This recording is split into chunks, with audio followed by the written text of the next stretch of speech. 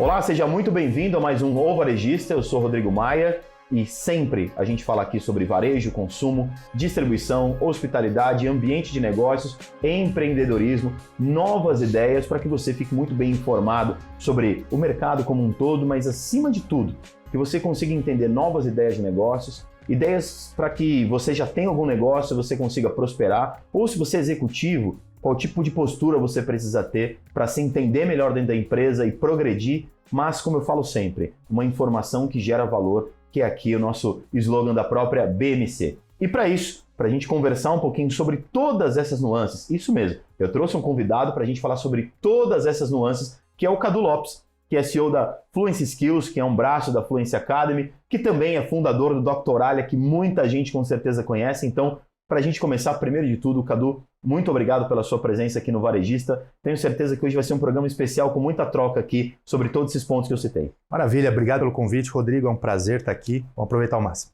Vamos aproveitar ao máximo. Bom, é só para pontuar todo mundo em casa. Você é um dos fundadores da Doctoralia aqui no Brasil, né? Brasil e Chile, acho que você estava comentando. Brasil, Peru e Chile. Sim. Brasil, exato, Brasil, Peru e Chile. Brasil, Peru e Chile. Então a Doctoralia é realmente hoje é um grande case. Estava falando com ele aqui antes de a gente começar o programa, que para mim, todo mundo fala de Airbnb, de Uber, mas para mim um grande case, tão grande quanto esses, é Doctoralia, né? Então assim, você é um dos fundadores e também é CEO de um dos braços da Fluency Academy, né? Que hoje é um grande, né, vamos chamar assim, player na área de idiomas e de outros conteúdos. Então, queria que você falasse um pouquinho hoje sobre a sua atuação dentro da Fluency, né? O que você faz hoje, quais são as suas atuações, para que a gente comece a conversar desse mercado e Doctoralia a gente fala daqui a pouquinho. Tá bom, maravilha. Prazer falar sobre Fluency. Eu sou responsável atualmente pelo B2B e também pelo desenvolvimento de uma nova unidade de negócios que a gente lançou no último ano, chamada Fluency Skills, que trabalha o que tem de melhor para essa transformação que a gente vai ter no mundo agora, né? Com GenAI, transformação dos empregos, onde todos os profissionais, todas as pessoas vão precisar se readaptar. E nós criamos uma jornada, não é uma plataforma isolada de ensino, não é apenas uma ferramenta, é uma jornada, um acompanhamento para essa transformação. Então, inclusive o meu Skill Assessment, né? O meu mapeamento de talentos, mostra que o propósito é o principal fator que me motiva. E ao analisar isso, eu vejo que o propósito de poder ajudar as pessoas nessa transformação e nesse momento, ele é muito nobre, ele é muito necessário e vai ser muito importante para toda a humanidade, né? Vou poder explicar um pouco mais do produto.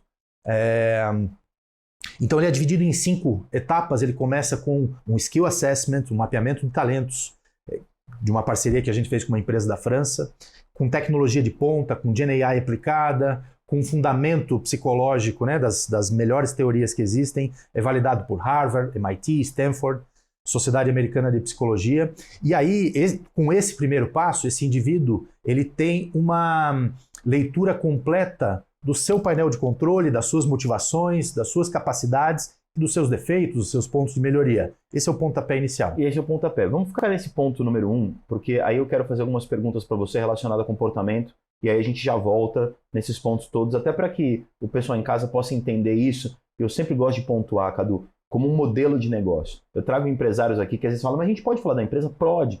Pelo seguinte, o ponto-chave aqui não é falar bem ou falar mal, é que o nosso empresário que assiste, o empreendedor que está assistindo, o nosso público, possa identificar dentro desses modelos como é que ele pode também melhorar suas práticas empresariais. Sim. Então, vamos só entender uma coisa. Quando você fala desse primeiro passo, que você falou desse assessment, o que você enxerga hoje como um perfil de profissional que as empresas estão pedindo? Um perfil de profissional que as empresas, muitas vezes, eu trago executivos aqui que dizem as faculdades não preparam mais os profissionais como a gente quer que seja preparado para o mercado. E em diversas áreas, Cadu. Não é só na área de tecnologia ou de finanças, em várias áreas. Você concorda? Os profissionais estão precisando de um outro nível de formação? Sim, não, perfeitamente, é super bem colocado. Então tem duas análises, né? A primeira, respondendo a sua pergunta do perfil desejado pelas empresas, especialmente é de aprender, reaprender e continuar aprendendo. Acho que esse é o principal. Porque a gente percebe, né, em contato com as empresas e vivendo a pulsação do mercado, que os modelos tradicionais de ensino, você vai lá, se forma numa faculdade, depois faz uma pós-graduação, depois faz um MBA, é muito bem-vindo, é ótimo, porém, a velocidade é tão grande de transformação que você precisa consumir conteúdo de ponta rápido e aplicar isso no teu dia a dia. Então, o que a gente tem visto, especialmente nos cargos de gerência, cargos de diretoria, é que essa capacidade de aprender e reaprender, ela é o mais procurado. Esse é o primeiro ponto. E aí, olhando na perspectiva de business, né, para os telespectadores, né, o objetivo principal do programa, um cuidado que a gente tem quando faz negócio é olhar sempre 2, 3 jogadas na frente. Então, essa solução que a gente está lançando no mercado agora, a gente percebe que daqui a 6 meses, daqui a 1 ano, vai estar muito consolidada e muito desejada pelo mercado. Deixa eu fazer uma retrospectiva, então, com a Doctoralia. Quando eu lancei a Doctoralia no Brasil, Peru e Chile, em 2017, eu mesmo ia nos consultórios médicos, falar com as clínicas. E eu falava, olha, o seu posicionamento, o seu calendário aberto, a construção da sua reputação. E naquele momento, em 2017, os profissionais de saúde, telemedicina, né? Os profissionais de saúde não tinham uma conexão, mas a gente posicionou a empresa 2 jogadas à frente. Eles ainda tinham talvez um pé atrás ali, né? Então, assim, quando vem uma pessoa do nada no meu consultório, fala, poxa, vai fazer parte... Não. Entre aspas, a pessoa fala assim, eu não preciso disso. Exato. E aí, esse ponto que você tocou, por isso que, vamos ponto a ponto desses 5 do que você mencionou, assim, esse ponto é fundamental para quem está ouvindo a gente, né? Quando você pensa numa ideia hoje, Doctoralia, para que todo mundo entenda, são 120 mil médicos pagantes, certo? Sim. E mais 480 mil no perfil gratuito. Uhum. Então, hoje, quando você vê um produto como esse, né, pronto, você vê o Cadu aqui conversando, o que as pessoas pensam? Pô, que legal, né? Putz, né? E o começo para que hoje você tenha tudo isso, né? Então, é o que você falou. Sempre pensar no mercado 2, 3 jogadas à frente. Então, esse é um detalhe bem importante. Mas só para a gente voltar naquele ponto do profissional requerido pelo mercado e do modelo de negócio que você imaginou. Deixa eu ver se eu entendi. Então, tem um perfil de profissional que faculdades não estão entregando. Tem um perfil de profissional que está chegando no mercado e não consegue se posicionar adequadamente para uma promoção ou até para uma alocação mesmo, não consegue uma vaga de emprego condizente com o que ele deseja, e aí você entendeu que esse ponto pode ser resolvido com esse modelo que você criou. O raciocínio é esse, só para pontuar todo mundo do que a gente está conversando e fazer uma linha do tempo. Perfeito. O raciocínio é esse, perfeito. Eu acrescento um ingrediente que é assim, você se preparar de acordo com as suas naturezas, de acordo com as suas habilidades naturais. Naturais que você diz inatas mesmo, as minhas principais habilidades individuais e pessoais. Exatamente, porque muitas vezes aquele profissional ele força a ser um profissional de marketing para lead generation, para geração de demandas e tal. Só que não é a praia dele, não é a natureza dele atentar seus detalhes, analisar dados. Talvez o quadrante dele seja de relacionamento interpessoal, seja de oratório, seja de outras linhas que não... E aí ele não tem essa consciência ou ele tem essa consciência? A gente tem percebido que não tem essa consciência. E a ferramenta vem justamente para isso, para revelar, para conhecer-te a ti mesmo. Para revelar... Platão essa, hein? Para revelar qual é a sua... onde é que estão as suas habilidades, aonde você deve explorar, quais quadrantes ou quais profissões seriam mais adequadas de acordo com o seu perfil, né? Muitas vezes a gente quer seguir o caminho do pai, da mãe, de algum tio que é um exemplo, uma referência, e o primeiro passo de tudo é se conhecer. Então... E aí essa ferramenta ajuda isso. Então, a gente está falando desse primeiro ponto, então, do assessment que você mencionou. Vamos para o segundo ponto, porque nesse primeiro está resumido a pessoa conseguir, vamos chamar assim, se entender nesse sentido e partir das suas habilidades, a ferramenta conseguir identificar tudo isso. E aí você já está esses 2 passos na frente para que ela consiga ter uma jornada adequada. Então, esse primeiro ponto ficou claro e principalmente como modelo de negócio. Você identificou isso como um problema, então você precisa partir disso para atender o seu público. Segue para o segundo ponto, então, para a gente ir certinho. Ótimo. O segundo ponto, então, é uma sessão de 1 hora, 1h30 com um psicólogo de carreira, treinado com os fundamentos dessa empresa na França, aonde ele ajuda na leitura, no entendimento, em desbravar todos os pontos desse skill assessment e dá o terceiro passo, nessa sessão, ele já dá o terceiro passo, que é a construção do planejamento de vida, do planejamento de carreira. Então, para você no terceiro fazer esse planejamento, para você construir essa jornada, tem que passar pelo ponto 2 de uma sessão mais individualizada. Então, olha só que interessante como modelo. Vou num primeiro momento, faço algo um pouco mais genérico no sentido de você passar as informações e ter esse conhecimento ainda vindo de você. Esse assessment dá para a ferramenta alguma ideia de quem é a pessoa, mas aí ela precisa passar por um filtro individual para a jornada depois acontecer. Perfeito, é isso mesmo. Essa é a sequência. É isso mesmo. E aí a jornada é o ponto 3, como você falou. E aí o ponto 4? O ponto 4 é o acesso para cursos de soft skills e hard skills. Então a gente aborda em soft skills inteligência emocional, comunicação assertiva, liderança, performance, né? Conteúdos. E assim como na Fluency Idiomas, a gente traz pessoas e formatos de aprendizagem muito gostosos de absorver, né? Um segredo do Fluency Idiomas, por exemplo, é que a gente usa os nossos influencers. Então você aprende o idioma com quem você quer ter contato. Esse né? ponto eu já quero voltar, tá? que é a questão dos influenciadores. Mas segue só para a gente fechar o raciocínio. E isso de cursos de soft skills são muito importantes, né? E também os cursos de hard skills. Então a gente tem programação, que tem a ver com a jornada que ele fez antes daquilo que ele descobriu lá no começo do assessment, que passou pelo individual. Exatamente. A sessão com o psicólogo de carreira é para fortalecer a leitura e o resultado para a pessoa dizer, não, realmente, eu me enxergo aqui. Eu estou me vendo, essa é a minha descrição. Essa aqui é a minha natureza legal. O que eu faço com essa informação a partir de agora? Eu faço um planejamento. E a partir do planejamento vem, beleza, então eu vou dar o primeiro passo com este curso de soft skills nos próximos 6 meses. Ou hard skills, né? E aí tem programação, dados, marketing digital, enfim, tem uma infinidade ali de cursos também de hard skills. E aí o quinto? E o quinto ponto é uma plataforma, a gente entrega nesse pacote todo também mais de 300 profissionais executivos de mercado, assim como você, perfis parecidos com o meu também, coordenadores, gerentes, CEOs de empresas que entram e se disponibilizam a fazer sessões de 30 minutos ao vivo, individual, que é um grande diferencial. Tanto a sessão com o psicólogo quanto essa com o executivo de mercado, ela é individualizada. É você e a pessoa. Então você escreve ali qual é o seu objetivo, escolhe dentro do menu, né, do cardápio ali de executivos, aquele que você quer fazer a sessão. São 6 sessões de 30 minutos. Você pode escolher o mesmo ou diversificar. E ali você escreve que problema, situação, ponto que você quer desenvolver. Então, poxa, eu quero saber um pouco mais sobre gestão de pessoas, como liderar uma crise de imagem de uma empresa, como desvendar a parte de... Enfim. E aí você escolhe na vertical quem é o especialista daquele assunto e se conecta. Ou seja, você construiu aí algo que vai muito além de vamos chamar assim, de um viés quase que universitário, em que ele vai lá, faz um curso e volta para casa. Você construiu realmente aí uma jornada, mas o ponto não é falar do produto em si, o ponto é assim, por que ele construiu isso, né? Então assim, é a questão das 2 jogadas à frente, que acho que é o grande ponto da nossa entrevista hoje. Você construiu tudo isso e detalhou aqui agora porque você teve uma percepção de mercado de que as pessoas de diversas áreas estão chegando no mercado de trabalho despreparadas. Então, como eu resolvo esse problema dessas pessoas que, na verdade, quando você fala que é B2B, você está resolvendo a dor das empresas e não necessariamente das pessoas. É que você, por meio das pessoas, resolve a dor das empresas. Faz sentido isso? Faz sentido.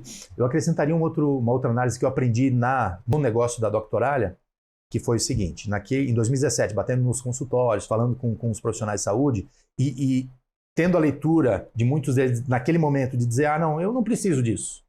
E aí, de repente, né, teve uma necessidade imensa, a própria pandemia acelerou isso, mas uma das sacadas foi a gente ter construído e fortalecido o pós-venda. Então, na medida que você compra na Doctoralha, você tem um CS, um agente, um coordenador que te acompanha na implantação e tal. O mesmo a gente reproduziu agora nesse produto. A gente vai falar disso pelo seguinte, no próximo bloco eu quero falar um pouquinho da questão dos influenciadores, que acho que tem muito a ver com o modelo de negócio. Depois eu quero falar mais de Doctoralha e a gente falar dessa questão do CS. A gente vai para o intervalo de 1 minutinho aqui no Varejista, a gente já volta nesse papo espetacular aqui sobre modelos de negócio e de estar 2 passos à frente. 1 minutinho, a gente já volta. Até já.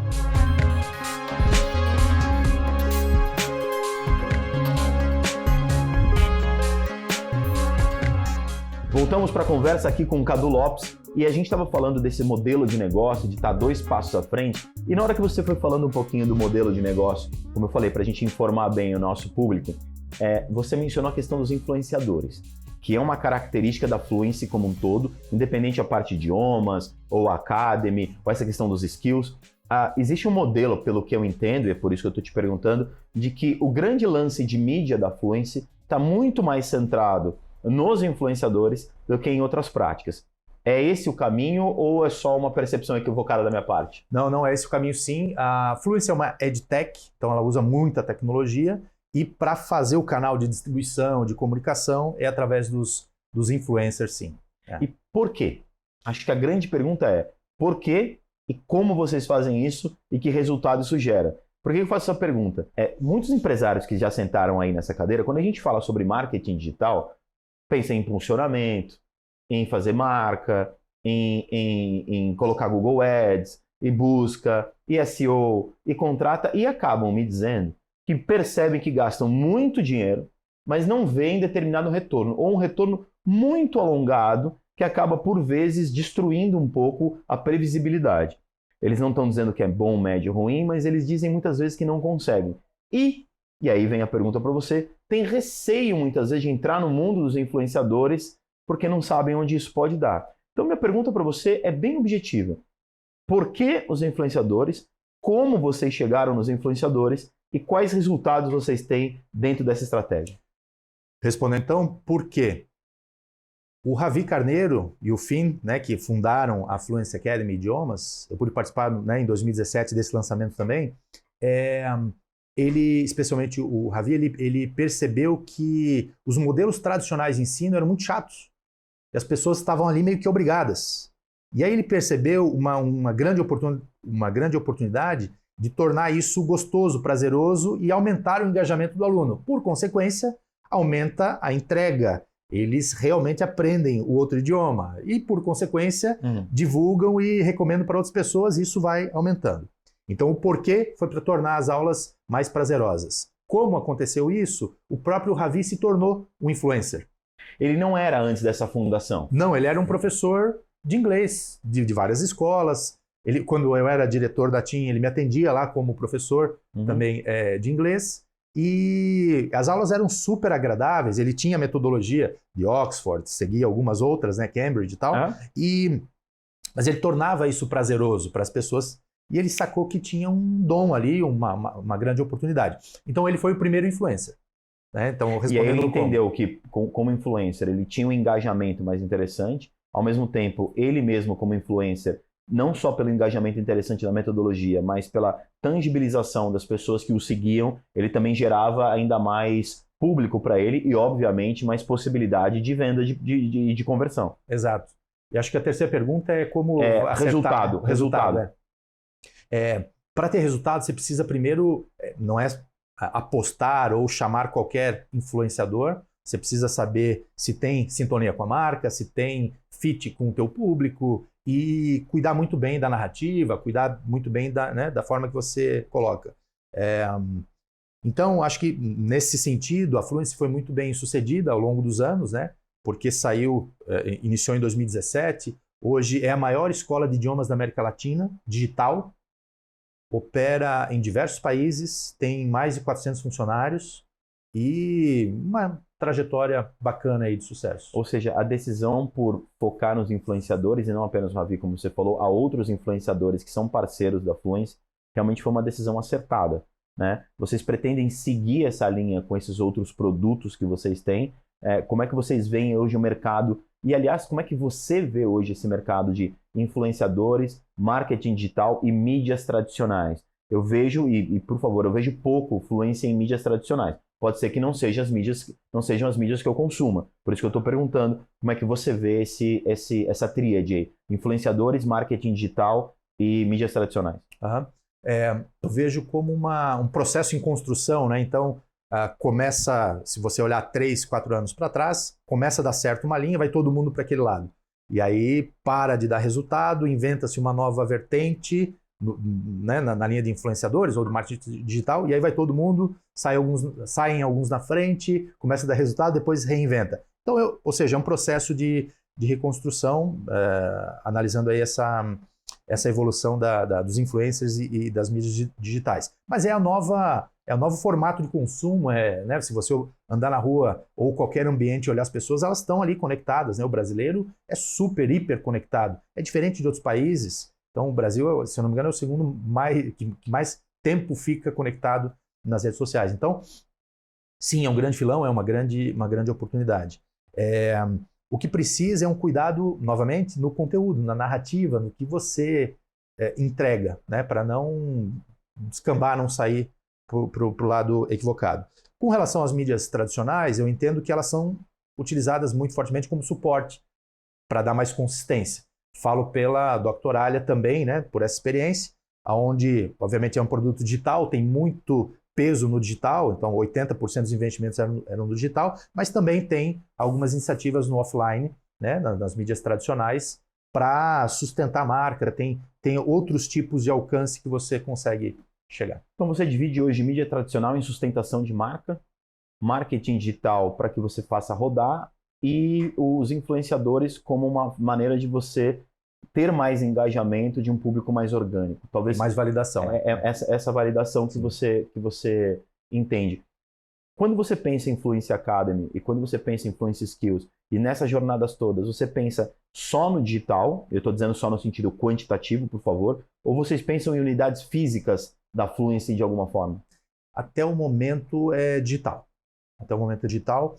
E eu não respondi a última pergunta, você perguntou se a gente pretende avançar com esses outros braços e outros produtos. Sim, tem dado muito certo, porque esse mesmo público que busca a parte do idiomas, ele também precisa de um desenvolvimento pessoal, ele precisa de outros produtos.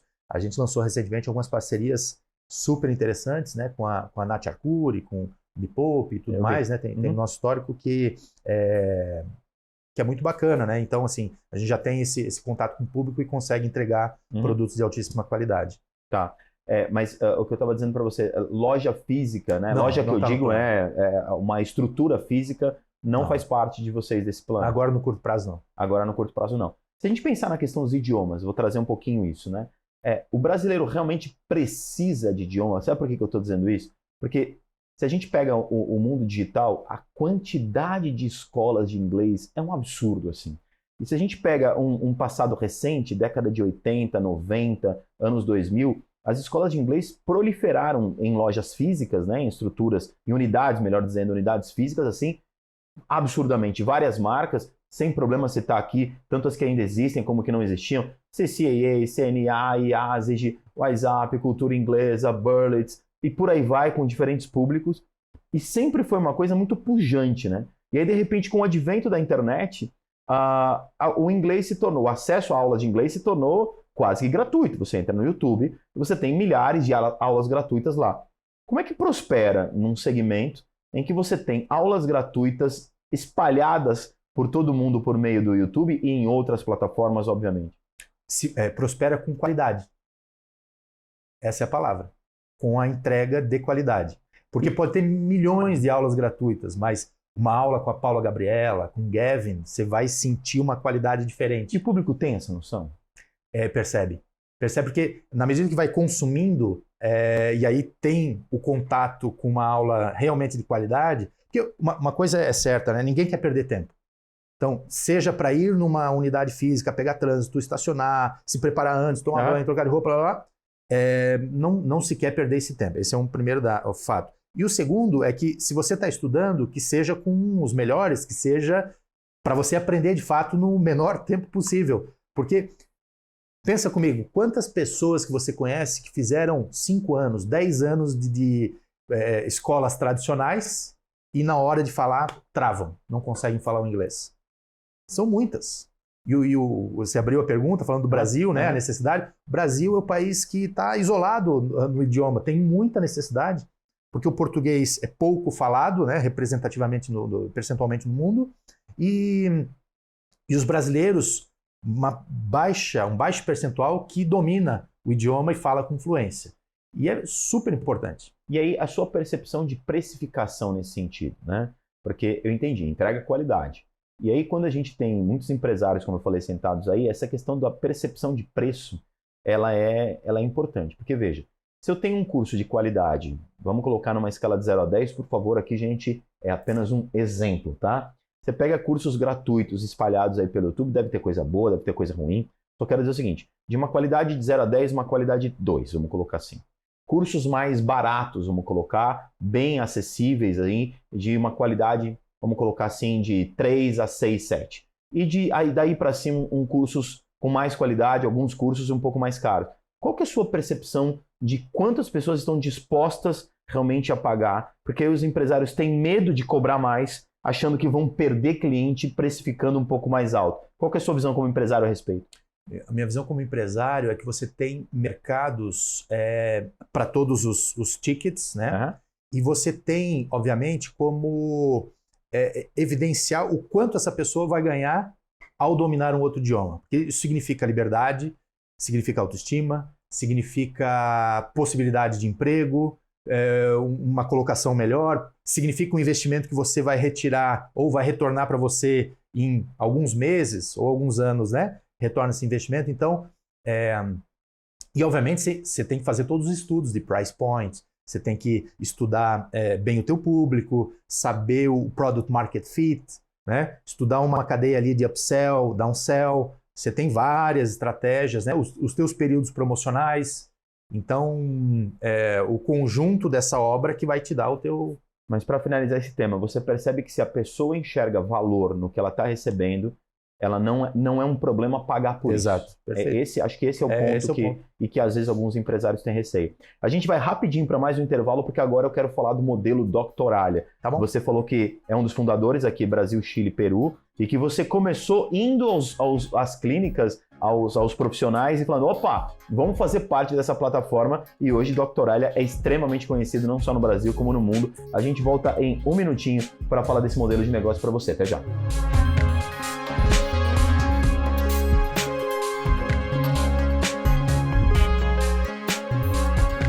Voltamos para a gente continuar falando aqui com o Cadu Lopes. Agora quero falar um pouquinho sobre Doctoralha, que é uma plataforma que você tem médicos profissionais da saúde de todas as especialidades e que hoje, deixa eu te contar uma coisa que acho que você vai gostar. Quando eu vou procurar um médico particular, muitas vezes dentro do plano de saúde não tem alguém que realmente satisfaça ali as questões que eu preciso, e eu digito uma especialidade qualquer, um dermatologista, um cardiologista, enfim, a especialidade qualquer, e eu cito primeirinho que vem ali e não é patrocinado.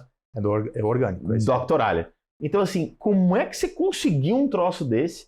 Como é que você conseguiu botar 120 mil profissionais de saúde pagantes, 480 mil profissionais no perfil gratuito e hoje ser, por favor, me corrija se eu estiver falando besteira, se não a principal, uma das principais plataformas de saúde, se não do Brasil, da América Latina, não sei como está no mundo, você pode trazer. E pelo que você contou, você começou indo atrás de clínica por clínica, batendo lá na porta. Conta um pouquinho dessa história que acho que interessa muito o pessoal. Legal. Obrigado pela oportunidade de falar sobre isso, Rodrigo.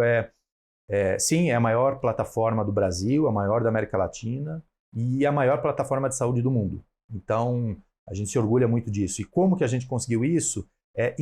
Olhando para o paciente, botando o paciente no centro de todo esse ecossistema. Então, olhando vários outros negócios na área de saúde, geralmente está centrado no médico, está centrado na clínica ou em outro foco. O nosso não, o nosso foco estava centrado no paciente. Você citou lá no começo do programa modelos de negócio como Airbnb, Booking.com, Uber e tudo mais. E o que eles fizeram? Eles também centraram-se na experiência do paciente e a partir disso construíram um business. E eu acho que fiz essa comparação porque assim, o Uber, como todo mundo sabe, é uma empresa de transporte que não tem carro, né? A Airbnb é uma empresa de hotelaria, vamos chamar assim, que oferece esse serviço e que não tem uma rede de hotéis. E Doctoralha é essa história, né? Você atende profissionais de saúde, você tem um cadastramento nesse nível, uma base de dados, melhor dizendo, nesse nível, e vocês não têm hospitais, vocês não têm clínicas, né? Então, o raciocínio da Doctoralha eu acho fantástico. E aí, respondendo como que foi construído isso, foi a partir desse olhar primeiro para o paciente, e o paciente indo nas clínicas começava a perguntar e questionar o profissional de saúde. Olha, por que o doutor não entra na Doctoralha? Porque daí eu faço o agendamento das minhas consultas por aqui. Ou o paciente que tinha experiência com um profissional de saúde usando a Doctoralha, ao ir em outro profissional de saúde, que geralmente a gente, né, usa durante o ano 5, 6, 10, né, diferentes, ao ter a experiência quebrada de ter que ligar, saber, né, qual é a especialidade, enfim, ele solicitava ao médico ou à secretária que olhasse e se cadastrasse na Doctoralia. Então, os próprios pacientes começaram a trazer esse cadastramento, essa necessidade. Exato. E como é que é esse modelo de negócio da Doctoralia? Você tem um perfil pago, você deve ter modelos de perfil pago, modelos que eu digo faixas de perfil pago, você tem um perfil gratuito. O que hoje gera mais negócio para você? Qual que é a diferença de um para o outro? Dentro do que você pode falar, obviamente, qual que é o modelo de negócio ali dentro? Legal. O modelo de negócio, a monetização, ela é devida através dos profissionais de saúde, tá, e das clínicas, pagos, obviamente. Dos pagos, Então a gente tem, primeiro ponto, para o paciente é totalmente gratuito. Ele pode ali fazer uma consulta, um agendamento com um profissional de saúde particular ou que atenda a um plano de saúde. Então ele filtra, tem toda a facilidade para ele escolher qual é o melhor profissional de saúde e é completamente gratuito. A Doctoralia não cobra nada por isso. Segundo passo, nós temos o perfil básico para os profissionais de saúde e para as clínicas, onde ele recebe já uma grande quantidade de recursos, mas ele também não paga nada por isso. E aí sim tem a monetização, que é o terceiro passo, que são os perfis premium, onde ele paga um valor, um contrato anual, ele paga, né, parcelado em 12 vezes, e aí a gente tem todo um trabalho de suporte para digitalizar aquele consultório, aquela clínica, explicando a configuração da agenda online, né, a possibilidade do paciente entrar na agenda da clínica ou do profissional de saúde, escolher o horário, marcar, receber toda a mensageria, o controle. Com isso, reduz o no-show, o não comparecimento às consultas, melhora a segurança do paciente na medida que ele recebe os alertas, o mapa, as instruções, a pré-consulta, enfim. Ele também recebe, a partir desse plano, toda a estrutura para fazer a teleconsulta, ele recebe toda a estrutura para o prontuário eletrônico.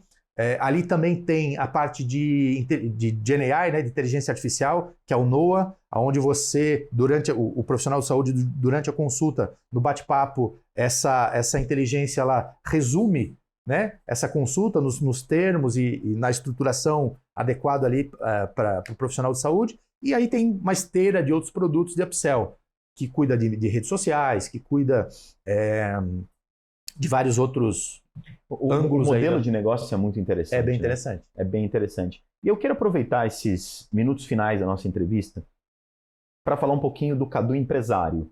Né? Em que sentido? De uma contribuição para quem está assistindo a gente em vários itens. Né? Hoje você é um CEO de um braço da Fluence, você é um dos fundadores da Doctoralia, entre outras experiências, claro. Qual que é o diferencial hoje de mercado para um grande executivo? É uma primeira pergunta que eu te faço. O que hoje um grande executivo tem que ter? E agora eu estou saindo um pouquinho da Fluence, saindo um pouquinho da Doctoralia, estou conversando com o Cadu.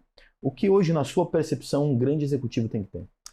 Rodrigo, essa pergunta é bem profunda e poderia ter 1 milhão de respostas, né? Porque um grande executivo ele pode se destacar por ter, num determinado segmento, algumas características que o colocam lá e tal. Vou falar de mim, do que eu acredito. Então, até no meu skill assessment, no meu mapeamento de habilidades, deu como ponto fortíssimo propósito. Eu sou muito movido a propósito, sou muito ligado à família, sou muito ligado a valores e princípios, e eu trago isso para o lado profissional. E quando eu me conecto a um propósito nobre, como é o da saúde, como, né, está sendo da saúde e educação, são dois propósitos, né, muito nobres. Claro. Nada me segura. Então, esse é um primeiro ingrediente. O segundo é a construção de um time, de fato, conectado com o mesmo propósito, dividindo a mesma visão, o mesmo conjunto de valores e princípios. E aí também a ferramenta permite com que você construa times nesse formato, né? Times campeões. E aí, nesse segundo item também, o cuidado com a cultura. Então, o presidente de uma empresa, o fundador, um CEO, ele é o xerife, ele é o responsável pela cultura da empresa. E a empresa é a cara, né, dessa construção de cultura. Então, esses dois ingredientes aqui são, na minha opinião, são os mais importantes. E você cita cultura e gestão de pessoas como um desses pontos que você mencionou. E hoje, muitos empresários dizem que o maior desafio das empresas é gerir pessoas. Que quando você tem boas ideias, bons produtos e serviços, óbvio que sem isso a empresa não existe, claro. Mas Mesmo que você tenha boas ideias de produtos e serviços, vai parar essa ideia de produto e serviço e vai morrer, né? Não vai prosperar se você não tem um time que coloque isso de pé. Isso é relativamente óbvio, né? Mas na prática não é muitas vezes o que acontece. Essa obviedade precisa ser dita. Hoje, os profissionais executivos como você estão preparados para gerir pessoas, sabem gerir pessoas na dificuldade. Porque veja, quando você pega um mês assim, batemos a meta, beleza. Quando você pega um período de não batemos a meta, o ser humano começa a se desmotivar, o ser humano começa a tratar as coisas de outro jeito, e aí vem a figura de um grande gestor. Como é que hoje esses grandes gestores estão trabalhando gestão de pessoas e qual a sua visão sobre isso? Excelente ponto. Eu dividiria em 2 momentos, né? O primeiro momento depende do tamanho da empresa. Então, quando você está começando, você tem 10 pessoas, você sabe o detalhe, o que almoçou, o que jantou, está super conectado. Aí, quando chega em 100, você já começa... Já fica mais difícil. Já é completamente diferente. Quando você chega em 600, aí você pensa, opa, tá meio fugindo do controle. Então, aí mais você precisa ter essa cultura forte. Respondendo a sua pergunta de como se preparar e o que está sendo, né, como esses novos líderes estão vindo para o mercado, vamos olhar para os últimos 5 anos ou os últimos 10 anos, a gente tem lideranças cada vez mais jovens, a gente tem um período ali de pandemia que estremeceu as relações humanas, né? E aí você trouxe um ponto, né? Quando está batendo meta, o RU crescendo, está tudo legal. E quando não bate meta? Você precisa ter construído uma conta de crédito, de relacionamento com esses funcionários, com a empresa, né? De forma a sustentar esses tempos difíceis e para as pessoas olharem para isso, não, beleza, vamos encarar esse desafio, vamos pegar junto, o objetivo é mais nobre, né? O propósito é muito mais forte e a gente vai superar esses desafios. Então, é um misto de dificuldades. Eu acho que tá mais difícil nos últimos 5 anos, especialmente por essa questão, né, de ter muito mais doenças mentais a também vulnerabilidade presentes, emocional das pessoas. muito maior. E por isso também que essa jornada que a gente construiu, ela entrega ciência e tecnologia para ajudar na tomada de decisão, para ajudar na construção de times, e favorece esses profissionais de primeira gestão, por exemplo, a ter uma base sólida e um caminho para onde seguir. Cadu Lopes, que entrevista bacana. Massa, a gente obrigado. Oscilou por modelos de negócio de um segmento, de outro segmento, visão sobre influenciadores e marketing. Falamos sobre pessoas, um pouco da sua visão. Acho que é uma entrevista muito completa que a gente fez aqui. Muito obrigado. Cadu Lopes, muito obrigado pela sua presença aqui no Varejista. Foi ótimo ter você aqui e volte mais vezes. Maravilha, obrigado, um prazer. É isso. A gente volta daqui um minutinho com aquele bloco final com Marcela Zaiden para a gente falar justamente por esse gancho, ó, cultura, né, gestão de pessoas. A gente já volta um minutinho com esse bloco especial com Marcela Zaiden. Até já.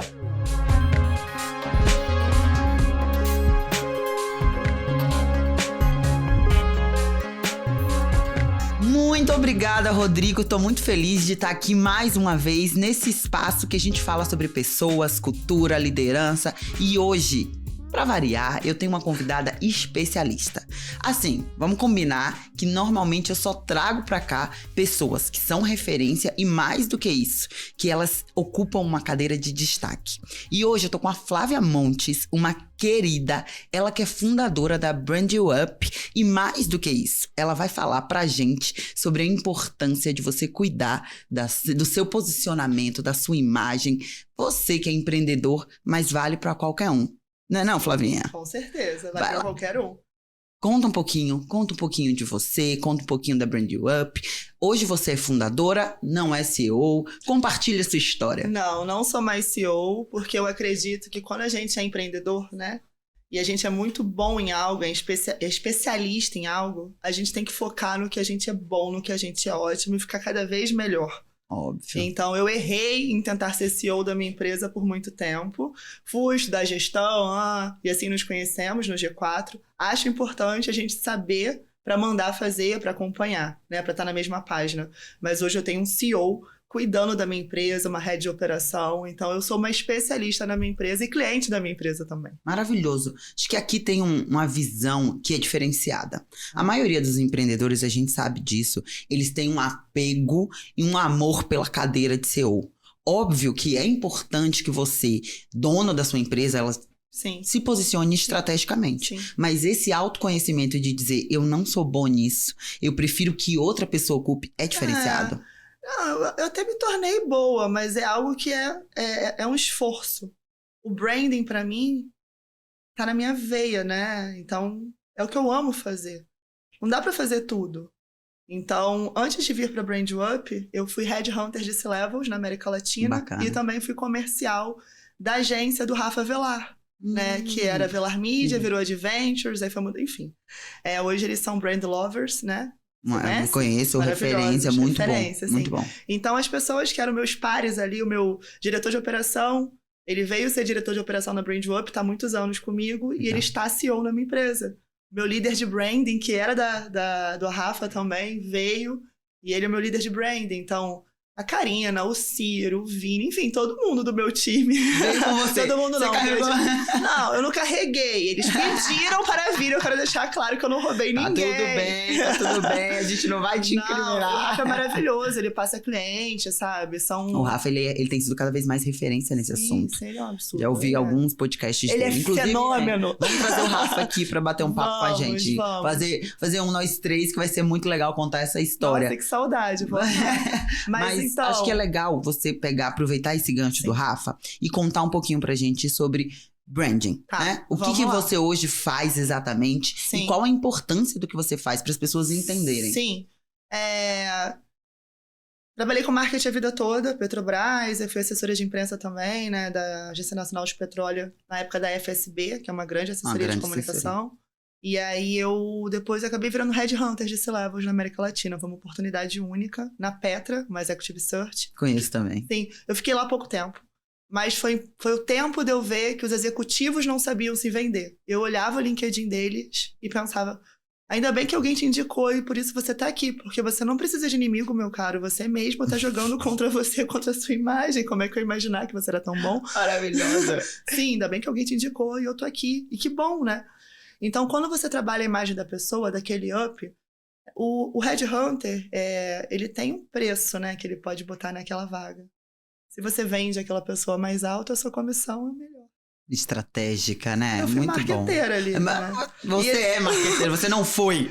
Você é, querida. Aí, amiga, Ih, gente, eu tô em casa. Aí eu tentei vender isso, né, como business e eu consegui.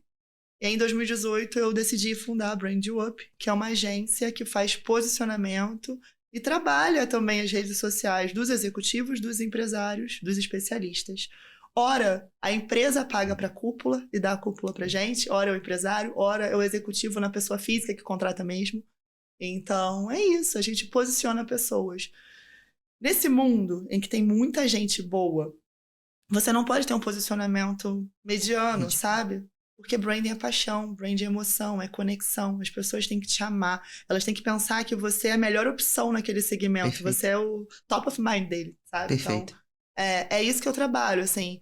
As pessoas estavam colocando muito o pezinho na água, na piscina, pra ver se estava gelado. Eu falo, não, gente, tem que se jogar na piscina. Que é a paixão, sabe? Ou Você então, eu odeio olhar piscina. e- Ou eu amo piscina, vamos jogar na água fria. No meio termo não meio termo, funciona. não cria conexão. Verdade. Então, nessa tentativa de não criar desconforto, as pessoas não se mostram.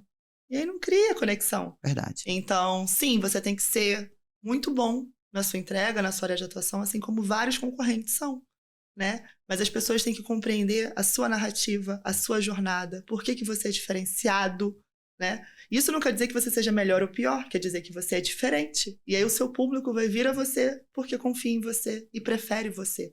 Ninguém chega iludido, sabe que tá comprando, né? Não tem dissonância, não tem Eu acho quebra que de mais que expectativa. isso, é esse alinhamento da imagem que você vai... Eu costumo falar...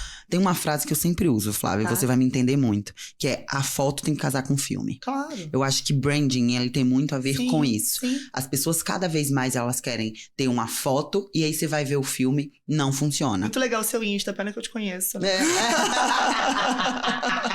Maravilhosa! Exatamente isso. Sim. Como você... Se você pudesse dar uma dica, assim, extremamente estratégica. Gente, seja verdadeiro, Perfeito. sabe? Tipo, se você é um excelente gestor, se posicione como excelente gestor, não como excelente líder. Uhum. Tipo, você faz um assessment pra ver como é que aquela pessoa é percebida. E todo mundo fala que ele é excelente em determinada área, né? Aí a pessoa chega, eu quero me posicionar aqui. Não, vamos posicionar aqui, porque aqui é verdade, sabe? Então, assim, você tem um segmento de atuação. Você tem seus tons característicos, os seus rituais diários, coisas que só você faz. Comunique. Comunique o seu propósito, por que você faz o que você faz, ou como você faz o que você faz. Acho que tudo isso faz diferença. Faz. Você está se mostrando. E você vai estar atraindo pessoas alinhadas com você. Você não tem como atender todo mundo. Tudo bem, deixa um dinheirinho pro seu concorrente, gente. Mas seja feliz, coloca para dentro o cliente alinhado com a empresa que você tem, com seus valores, com seu time. Funciona muito mais. Agora, mais do que isso, né? Acho que quando a gente é verdadeiro, a grande diferença passa pela uma palavra que é ela, consistência. Sim. Porque você não tá se preocupando, eu tô falando isso de maneira pontual, tô agindo assim de maneira pontual. Não, pelo contrário, você vai conseguir fazer isso consistentemente. Sim. E é a consistência que passa não só a verdade, mas que passa o encantamento. Confiança, encantamento. Exatamente. Por exemplo, você tem, né, a sua fala, né, que é desenvolvimento de lideranças, né, para que a cultura da empresa, enfim. Perfeito. E você tem o seu jeitão, Marcela, de ser. Sempre em movimento, conectando pessoas, acelerada, academia. Todo mundo sabe. Meus filhos, vou pro Rio. Essa é a Marcela. A Marcela, ela tem entregáveis hoje, que ela pode mudar. Mas sempre vai ter elementos conectores na sua narrativa que Perfeito. não vai ficar bizarro das pessoas olharem, opa, é uma Marcela, agora outra Marcela. Perfeito. Então, eu vejo a consistência aí, de sempre ter elementos conectores pra não ficar um negócio meio, meu Deus, quem é a Marcela afinal? Agora tá olhando pra A, agora eu tô olhando pra B. E aí isso Sim. passa até, é o que a gente tá falando, a desconfiança vem, né? Sim, claro que vem. Então, é normal, né? Nós somos o que falamos. Não, nós somos o que fazemos. Perfeito. Então, tem muita gente falando, E mas não as faz. atitudes, né? Então, tá o É a hora do. Ah, Você é muito legal, pena que eu te conheço, né? Aí você tá lá no Instagram, no LinkedIn, o seu time sabe que aquilo não é real. Aí você só pensa em botar pra fora, mas você tá desanimando o seu público interno com uma narrativa que não é real. Né? Tipo, porque eu estimulo meu time, porque eu não sei o que. Ué, caramba. como assim? Aham. Agora me tira uma dúvida, e se você puder, obviamente, compartilhar. Tem algum case seu que você faz questão de contar? Porque assim.